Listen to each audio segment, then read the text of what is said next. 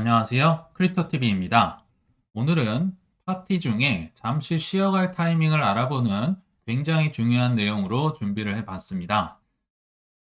현재 맨정신으로는 거의 알트코인을 살 수 없을 지경에 이르렀죠. 알트코인 파티가 한창 진행 중인 것 같습니다. 최근에 알트코인 시즌 지수 12월 2일자 기준으로 보면 76에 다다랐네요. 제가 불과 한 1주, 2주 전에 이런 지수가 나왔네요 하면서 20에서 30이었던 걸로 제가 기억을 하는데 벌써 과도하게 많이 올라 있다. 이게 뭐냐면요. 최근 3개월간 비트코인의 상승률보다 상위 시가총액 75%의 상승률이 더 크면 이게 더 높게 표시가 되는 건데요. 최근 차트를 보면 한 10월 말, 11월 초만 하더라도 뭐 25, 30에서 놀았었거든요. 근데 이게 76까지 올라가면서 거의 이제 알트코인 시즌에 근접할 정도로 많이 과열이 되고 있구나 이런 생각이 듭니다. 그럼 어떤 게 이렇게 알트 시즌을 끌어올렸느냐? 뭐 굳이 한두 개가 아닌 것 같습니다. 온갖 내러티브들이 경쟁을 하면서 뭐 알트 파티장이 열리고 있는데 저는 개인적으로 이렇게 오를 때는 매수를 별로 하지 않습니다. 뭐 리밸런싱 차원이 아니면 거의 매수 매도를 거의 하지 않는다. 어떤 게 있었을까요? 최근에 이제 리플 뭐 단연 압도적인 상승률을 기록하고 있는데요.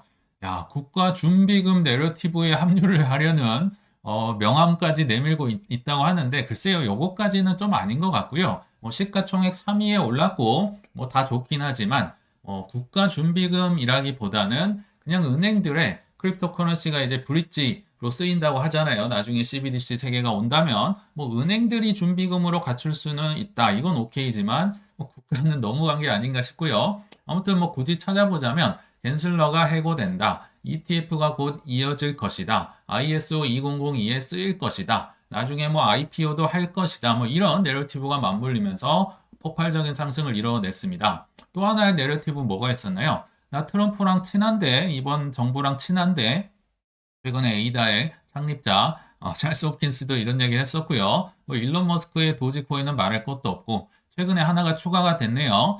아발란체 설립자가 행정부 트럼프와 의견을 교환하고 있다. 우리 뭐 불려갔다. 뭐 이런 식으로 얘기를 하는 거죠. 뭐 정치적 인맥을 과시하지 않을 것이며 근데 과시하고 계시네요. 아무튼 제가 뭐 이번 3월에서 10월 조정장에 이더리움 다음으로 많이 샀던 게 아발란체였던 것 같은데 뭐 저야 감사한 일인 것 같습니다. 완전 눈사태, 아발란체가 눈 폭풍 이런 뜻이 있잖아요. 이런 스타일로 결과물을 보게 될 것이다. 뭐 엄청 띄우는 모양입니다.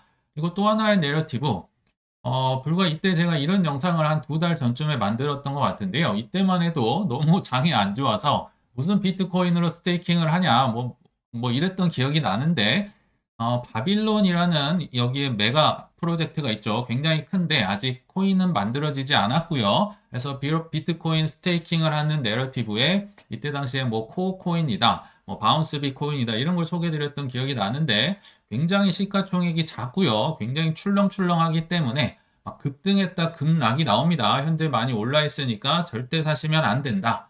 이 바운스 빗은 뭐 빗썸에 상장해가지고 막 치고 올라갔다가 또 엄청 떨어지고 뭐 이런 것 같아요. 아무튼 매수 금지입니다. 이렇게 올라온 코인들은 다 매수 금지라고 생각을 하시면 됩니다. 그리고 제가 AI 내러티브는 정말 많이 영상을 만들었던 것 같은데요. 자, AI, DeepIn에 이어서 AI 에이전트, 그러니까 AI도 이제 종류별로 막 나온다는 거예요. 이 내러티브가 실제로 추가가 됐습니다. 이것도 이제 알고는 있으셔야겠다 생각에 좀 말씀을 드릴 텐데요. 자, 오픈 AI, 그러니까 샘 알트먼이 생각하는 AI의 5단계가 있다고 합니다. 이게 계속 진행이 된다는 말은 AI 내러티브가 꺼지기가 쉽지 않다. 그래서 제가 많이 강조를 드렸고요. 자, 1단계를 보면 챗봇 단계. 이게 이제 챗 GPT가 나왔다는 거죠. 자, 2단계가 추론자, 리즈너의 단계고요. 뭐 박사님 수준의 이제 문제를 솔빙하는 능력을 갖췄다. 현재 2단계에 막 들어갈까 말까 하고 있다고 샘 알트먼은 진단을 합니다. 자, 그 다음 단계 3단계가 어딘가요? 에이전트, 인간을 대체하는 거죠. 예전에 많이 말씀드렸지만 나를 대신해서 내가 USDC 같은 거 충전을 해놓으면 나를 대신하는 아바타 같은 에이전트가 호텔 예약하고 식당 예약하고 알아서 자기들끼리 에이전트끼리 일을 하는 시대가 올 것이다. 이게 3단계입니다. 그리고 더 나가면 이제 이노베이터 혁신자 새로운 아이디어를 이제 급기야 만들기 시작하고요. 마지막 단계로 가면 이게 최종인데 그냥 조직이 됩니다. 홀로 모든 걸 총괄할 수 있는 수준으로 간다. 네, 아직 2단계 수준인데 이제 3단계 내러티브 에이전트가 만들어졌던 겁니다. 실제로 뭐 코인 마켓캡이나 코인 게코 가서요. AI 에이전트 이렇게 카테고리를 치면요. 수많은 코인들이 나옵니다. 벌써 만들어졌고 이제 시가총액 순으로 보면요. 뭐 패치 그리고 버추얼 뭐 AI16G A16G를 이제 재밌게 뭐 표현해서 만든 것 같아요. 그 외에 뭐 코인들 많이 있는데 이 밑에는 너무 시가총액이 낮으니까 글쎄요 좀 잊어버리셔도 좋을 것 같고요. 자, 패치 뭐 워낙 시가총액이 크니까 이 정도는 괜찮을 것 같은데 이제 뭐 벌추얼이라는 이 프로토콜도 비썸에 최근 상장되면서 어마어마하게 올랐습니다. 제가 꽤나 많이 올랐을 때 캡처를 해놓은 건데요. 이런 거 사면 큰일 나는 거죠. 막 크게 올랐다 크게 떨어졌다가 난리가 나고 있는 것 같더라고요. 그리고 AI16G라는 이것도 나름 크게 올랐다가 뭐 떨어졌다 하고 있는데 그냥 이런 게 있구나 이제 기억하고 계시다가 나중에 공부를 좀 더 추가로 관심이 있으시면 해보시면 좋을 것 같습니다. 그 외에도 뭐 밈 내러티브, RWA다, 게임이다. 최근에 ICO가 부활한다는 소리도 들리더라고요. 특히나 밈 쪽으로 해서 뭐 생기는 것 같은데 뭐 한동안 파티가 이어질 거란 생각이 드는데 그럼에도 불구하고 끝은 있겠죠. 왜냐? 이렇게 환희에 뛰어든 개미들까지 안고 가는 시장은 존재하지 않습니다. 이거는 상도덕에도 어긋나는 일이다. 이 말인즉슨 조정이 올 텐데요. 정확히 맞출 수는 없어요. 감안하고 들어주시면 좋은데 이거를 이제 글로벌 유동성 차원에서 뭐 정치다, 뭐 기술적이다, 뭐 여러 가지 다 배제를 하고 글로벌 유동성 측면에서만 한번 보도록 하겠습니다. 일단 라울팔이라는 뭐 매크로 잘 보시는 분이죠. 이분이 제가 8월에서 9월 여기 넘어가는 즈음에 이런 차트를 한번 보여드렸던 기억이 납니다. 이 까만색이 글로벌 유동성입니다. M2. 그러니까 글로벌 유동성이 늘어나면 비트코인이 이렇게 따라오는 경향이 있을 것이다. 이 빨간색은 비트코인이거든요. 글로벌 유동성과 정확히 맞아 떨어지고 있죠. 그래서 이게 이제 12월까지만 나왔었고요. 실제로 이렇게 글로벌 유동성을 따라서 비트코인이 올라갔었죠. 그럼 그 다음이 어떻게 되느냐? 다음 버전이 중요할 거고 이게 정확한지도 한번 뭐 확인을 해야 할 필요가 있겠죠. 그래서 제가 뒤에서 확인을 해 볼 겁니다. 자, 그 뒤에 버전이 최근에 공개가 돼서 약간 논란이 됐었죠. 야, 이거 떨어지는 거 아니야? 위험한 거 아니야? 특히나 1분기, 자, 12월, 뭐 거의 1월 뭐 총가요. 이때를 근처로 해서 이제 떨어질 것이다. 그러면 비트코인도 한동안은 12월까지는 오르다가 뭐 1월 즈음에서 떨어질 거다. 뭐 이렇게 생각을 할 수가 있을 것 같고요. 어느 정도 근거가 필요할 거다. 저는 일부 동의는 하지만 이게 생각보다 쉬운 게 아닙니다. 굉장히 복잡하더라고요. 이거를 제가 한번 밝혀보도록 하겠습니다.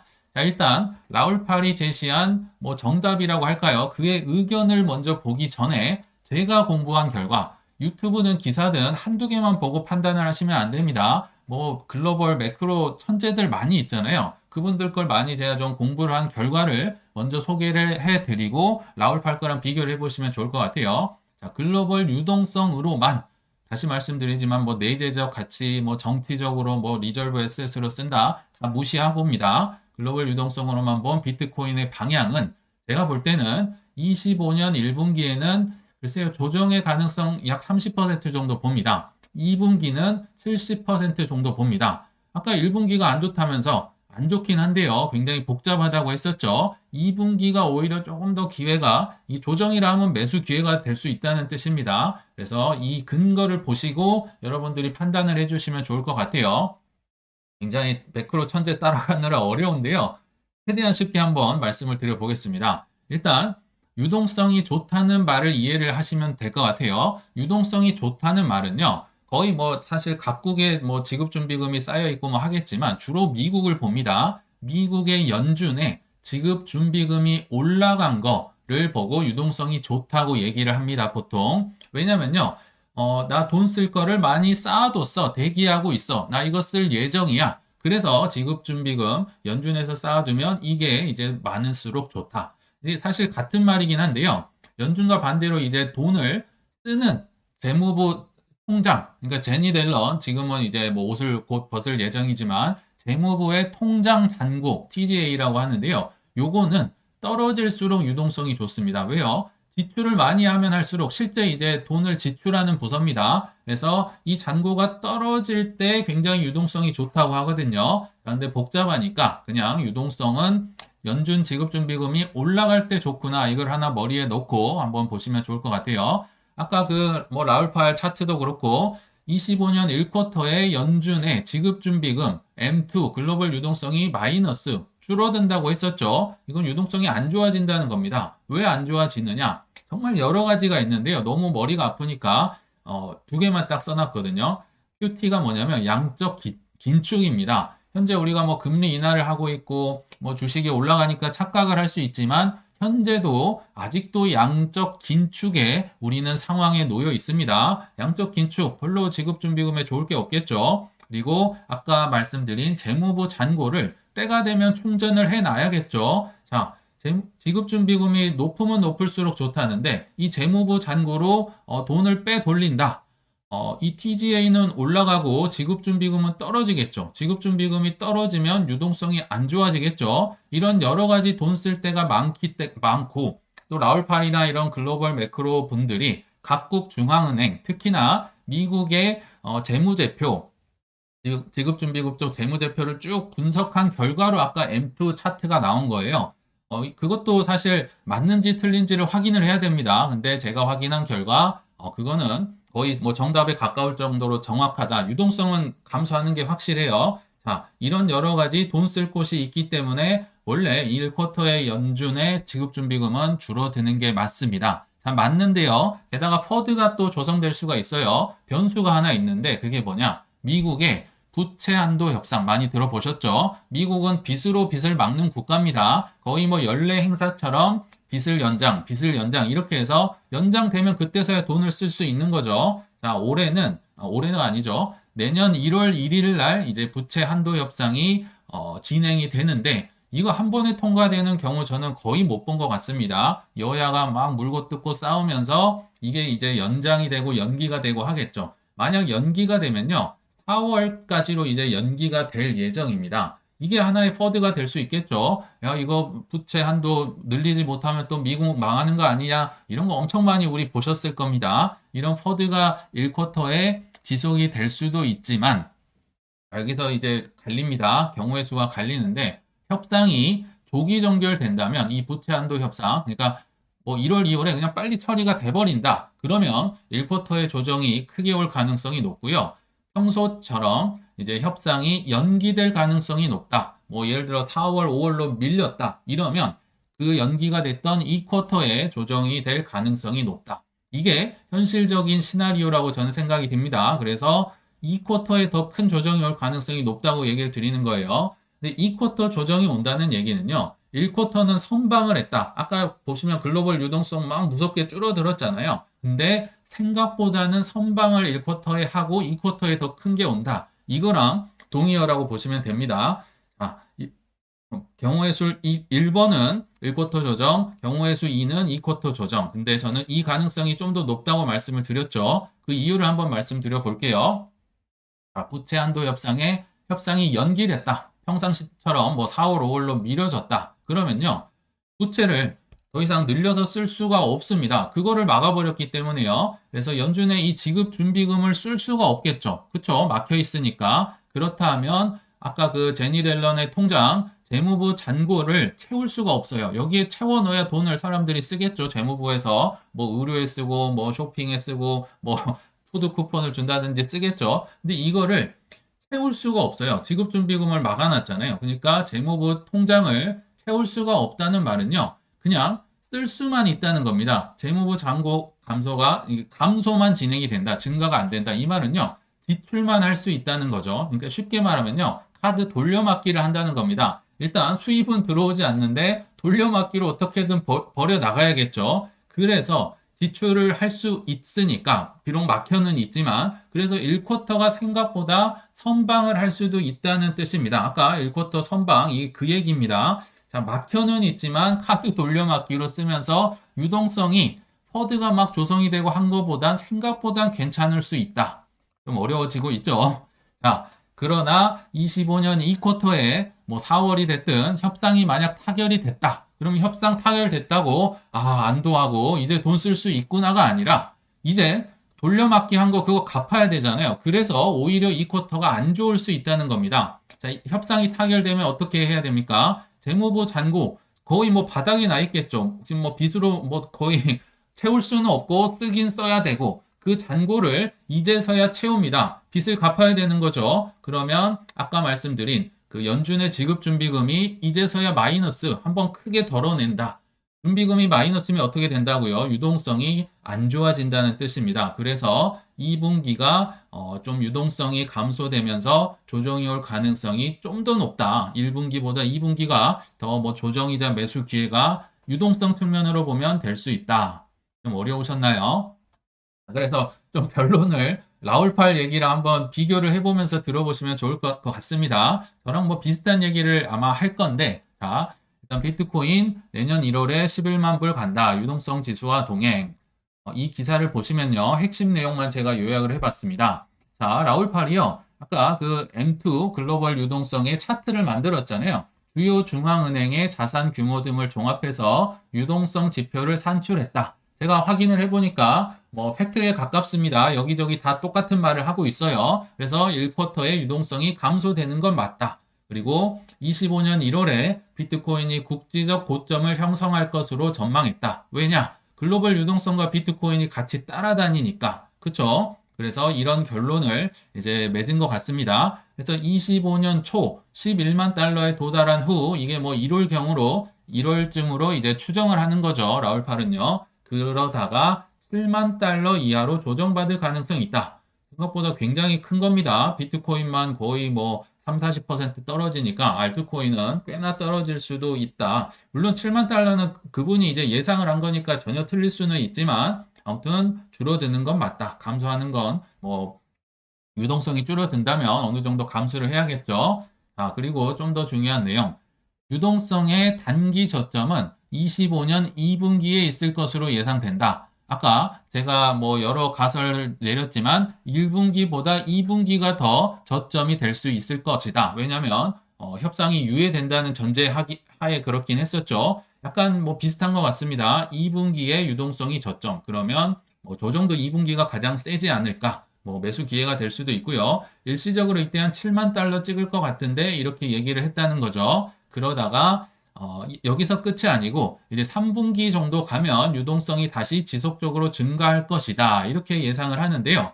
일단 유동성은 그때그때 뭐 분기마다 매월 발표를 하기 때문에 일단 가봐야 됩니다. 가봐야 되지만 25년 3분기에 일단 라울팔은 지금까지의 추세로 볼 때 유동성이 증가하면서 그러니까 쉽게 말하면 쌍봉 패턴이라는 거죠. 유동성이 크게 올랐다 줄었다가 다시 크게 3분기에 올랐다가 떨어질 것이다. 이렇게 예상을 하는 건데 요거는 이제 좀 더 업데이트가 필요할 것 같습니다.